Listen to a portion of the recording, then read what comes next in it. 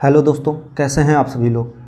आगवे भाई ने कमेंट किया है वो next topic should be why Godse killed Gandhi. वैसे तो इस टॉपिक पे बहुत सारे यूट्यूब पर वीडियो बन चुके हैं, पर भाई ने बोला है तो बनाएंगे। कोशिश करेंगे वो जानकारी भी लाने की जो अन्य वीडियो पे आपको ना मिली हो।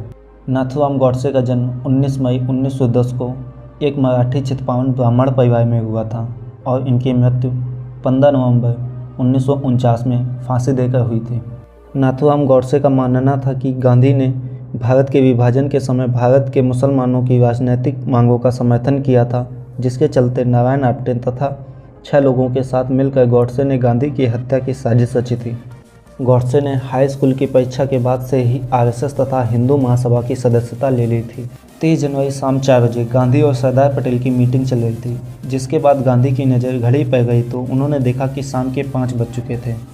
गांधी जब भी दिल्ली में होते थे तो वह रोज़ शाम 5 बजे बिरला हाउस में प्रार्थना करते थे। उन्होंने अपनी भतीजियों का हाथ थामकर 5:15 पर प्रार्थना सभा पहुँचे। तभी नाथूराम गॉडसे वहाँ आए और उनके पैर छूने लगे तो मनुबेन ने उनसे कहा, बापू पहले से ही 10 मिनट लेट हैं, आप उन्हें शर्मिंदा क्यों करते हो।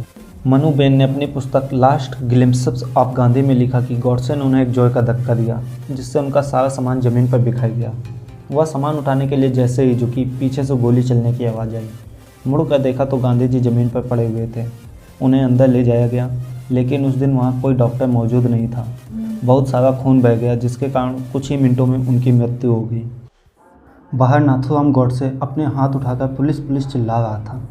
अलग अलग सोर्स इस बारे में अलग अलग जानकारी बताते हैं। 31 जनवरी 1948 को न्यूयॉर्क टाइम्स की रिपोर्ट के अनुसार हर्बर्ट रेनर नाम के एक अमेरिकी व्यक्ति ने नाथूराम गॉडसे को पकड़ा था और उसने पिस्तौल छीन ली थी। मौके पर मौजूद लोगों में से कुछ ने बाद में बताया कि गॉडसे भागने की कोशिश ही नहीं की और उसने आत्मसमर्पण किया। गांधी हत्याकांड में कोर्ट में कुल 9 लोगों को अभियुक्त बनाया गया, जिसमें से 2 को फांसी की सज़ा सुनाई गई, जिनका नाम नाथूराम गॉडसे तथा नारायण आप्टे था। साथ ही साथ आरएसएस पर अस्थायी रूप से प्रतिबंध लगा दिया गया और हिंदू महासभा को भी आलोचित किया गया। 10 फरवरी 1949 को एक विशेष अदालत ने सजा सुनाई थी। इस हत्याकांड में से एक को बरी कर दिया गया था, जिसका नाम विनायक दामोदर सावरकर यानी वीडी सावरकर था, और अदालत का कहना था कि वीडी सावरकर के खिलाफ सबूतों की कमी है, जिसके कारण इन्हें गांधी हत्या का दोषी नहीं माना जा सकता, तथा शेष 6 लोगों को आजीवन कारावास की सजा सुनाई गई, जिसमें से नाथूराम गॉडसे के भाई गोपाल गॉडसे भी थे। गांधी जी की हत्या के बाद कई लोगों ने उन्हें श्रद्धांजलि दी और अपने कुछ लाइनें प्रस्तुत की।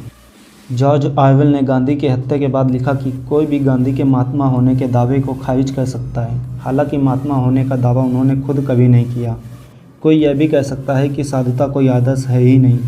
ये भी माना जा सकता है कि गांधी का मूल भाव मानवता विरोधी था, लेकिन अगर हम या राजनेता के तौर पर उन्हें देखें तो और मौजूदा समय के दूसरे तमाम राजनेताओं से उनकी तुलना करें तो हम पाते हैं कि वे अपने पीछे कितना सुगंधित एहसास छोड़ कर गए हैं। आइंस्टीन ने कभी गॉडसे के तर्कों को सुना नहीं, लेकिन गांधी को श्रद्धांजलि देते हुए उन्होंने यही कहा कि गांधी अंत में अपने ही आदर्शों का शिकार बन गए। अहिंसा के आदर्श। उनकी मृत्यु इसलिए हुई क्योंकि अव्यवस्था और शांति के दौर में उन्होंने खुद के लिए कोई सुरक्षा लेने से मना कर दिया। यह उनका अटल विश्वास था कि बल प्रयोग अपने आप में एक बुराई है, इसलिए वे लोग जो ऊंचे न्याय के लिए प्रयास कर रहे हैं उन्हें बल प्रयोग से बचना चाहिए। अपने दिल और दिमाग में विश्वास के साथ उन्होंने एक महान राष्ट्र को उसकी मुक्ति की ओर अग्रसर किया। उन्होंने दिखाया कि लोगों को साथ जोड़ने के लिए राजनीतिक चालबाजी एकमात्र तरीका नहीं, नैतिक रूप से श्रेष्ठ आचरण का ठोस उदाहरण पेश कर लोगों को अपने साथ जोड़ा जा सकता है। विश्व के सभी देशों में महात्मा की प्रशंसा इसी मान्यता पर टिकी थी। गॉडसे की गिरफ्तारी के बाद गांधी के सबसे छोटे बेटे देवदास ने गॉडसे से मिलने जेल पहुंचे। इस घटना की जानकारी गोपाल गॉडसे ने अपनी पुस्तक गांधी मर्डर एंड आफ्टर में दी है।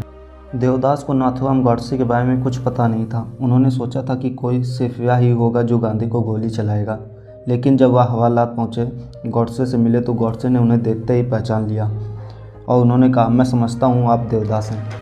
देवदास ने नाथूराम से पूछा कि आपने उनकी हत्या क्यों की। इस पर नाथूराम गॉडसे ने कहा, मेरी वजह से आपने अपने पिता को खोया। आपको और आपके परिवार को जो दुख हुआ मुझे उसका खेद है, लेकिन गांधी की हत्या के पीछे मेरा कोई व्यक्तिगत कारण नहीं था, ये कारण राजनीतिक था। अगर मुझे 1.25 घंटे का समय मिले तो मैं आपको बताऊंगा कि मैंने गांधी की हत्या क्यों की।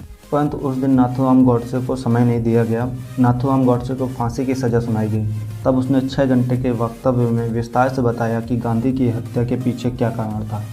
यह 93 पेज का बयान था जो 8 नवंबर 1949 को कोर्ट में पढ़ा गया था, जिससे गांधी की हत्या के लिए नाथूराम का कुल जमा तर्क यही था। गांधी अनशन पर थे। उनकी मांग थी कि भारत के दंगे रुके और भारत पाकिस्तान के उसके हिस्से के 50 करोड़ रुपए उसे दे दे। नाथूराम ने अपने बयान में कहा कि गांधी जब तक जिंदा रहेंगे भारत और हिंदुओं के खिलाफ काम करते रहेंगे, और उन्होंने यह भी कहा कि गांधी ने जब मुस्लिमों के पक्ष में अपना अंतिम उपवास रखा तो मैं इस नतीजे पर पहुंच गया कि गांधी के अस्तित्व को अब तुरंत खत्म करना होगा। गांधी ने दक्षिण अफ्रीका में भारत के लोगों को हक दिलाने के लिए बहुत अच्छा काम किया, लेकिन जब वह भारत आए तो उनकी मानसिकता बदल गई। सही और गलत को फैसला लेने के लिए वे खुद को ही अंतिम जज मानने लगे। अगर देश को उनका नेतृत्व चाहिए तो उनकी अपराजेयता को स्वीकार करने जैसा था। अगर देश उनके नेतृत्व को स्वीकार नहीं करता तो वह कांग्रेस से अलग रास्ते पर चलने लगता था। नाथूराम गॉडसे का यह भी मानना था कि गांधी पाकिस्तान के विभाजन से सहमत थे। वैसे बहुत लोग चाहते थे कि पाकिस्तान का बंटवारा ना हो, पर आप जरा सोचो, पाकिस्तान का बंटवारा होने के बावजूद भी आज देश में कितनी मजहबी लड़ाई होती रहती है। अगर बंटवारा ना होता तो जो मुस्लिम अपने आप को भारत से अलग रखना चाहते थे वो भारत में ही रहते और कितनी मजहबी लड़ाई और होती। वैसे बंटवारा कोई अच्छी बात तो नहीं, पर शांति बनाए रखने के लिए यह भी एक रास्ता है। फिर भी गांधी नहीं चाहते थे कि पाकिस्तान का बंटवारा हो। गांधी ने पंडित जवाहरलाल नेहरू से बात की और उन्होंने कहा कि यदि जिन्ना को भारत का प्रधानमंत्री बना दिया जाए तो यह बंटवारा रोका जा सकता है। तो नेहरू ने कहा कि इस विषय में मैं उनसे बात कर चुका हूँ। उन्होंने इस प्रस्ताव पर कोई जवाब नहीं दिया। आप चाहें तो उनसे बात कर सकते हैं। गांधी ने जिन्ना के सामने प्रस्ताव रखा, पर जिन्ना ने प्रस्ताव को स्वीकार नहीं किया। कुछ लोग यह भी तर्क देते हैं कि जिन्ना और नेहरू दोनों खानदानी भाई थे, जिसके चलते भारत के 2 टुकड़े किए गए और एक देश के शासक जिन्ना और दूसरे देश के शासक पंडित जवाहरलाल नेहरू बने। ऐसे लोगों के लिए तो बस एक ही लाइन है, कौन है ये लोग, कहां से आते हैं? वास्तविकता तो यह है, फूट डालो राज करो की नीति में अंग्रेजों ने जिन्ना को अपनी तरफ कर लिया था, जिस वजह से जिन्ना भारत में गांधी के साथ मूवमेंट्स में भाग ही नहीं लेते थे। वैसे यह बात गॉडसे की भी नहीं ठुकराई जा सकती कि गांधी अपने फैसलों को ही अंतिम फैसला मानते थे। अगर कोई बात ना माने तो कांग्रेस से अलग माना जाता था और वह अपनी बात मनवाने के लिए अनशन में बैठ जाया करते थे। अगर हम ओवरऑल देखें तो गांधी की बात को सही या गलत कहा जा सकता है। गांधी का तरीका सही या गलत हो सकता है, परंतु इनकी हत्या को किसी भी तरीके से जायज़ नहीं ठहराया जा सकता। 2014 में भारतीय जनता पार्टी के सत्ता में आने के बाद हिंदू महासभा ने गॉडसे को पुनर्वास और देशभक्त के रूप में चित्रित करने का प्रयास किया। भाजपा ने 23 जनवरी 2015 को गांधी की पुण्यतिथि को 100 दिवस के रूप में मनाने की कोशिश की और गॉडसे के मंदिर भी बनाने की कोशिश की गई। गॉडसे पर एक डॉक्यूमेंट्री फिल्म देशभक्त नाथूराम गॉडसे बनाई गई। फिल्म पर प्रतिबंध लगाने के लिए पुणे कोर्ट में एक सिविल सूट दायर किया गया। मई 2019 के चुनाव के अंतिम चरण में भोपाल से भाजपा प्रत्याशी प्रज्ञा ठाकुर ने गॉडसे को देशभक्त कहा, जिस पर उनकी जमकर आलोचना हुई। बाद में उन्होंने माफ़ी मांगी। आई होप आपको यह जानकारी पसंद आई होगी। आप कमेंट बॉक्स में हमें बता सकते हैं कि अगली वीडियो किस पर बनाऊं। साथ ही साथ वीडियो को लाइक करें और चैनल को सब्सक्राइब करें, जिससे हमारी आने वाली वीडियो आप तक जल्द से जल्द पहुंच सके। तब तक के लिए टाटा बाय बाय। मिलते हैं किसी नई वीडियो पे।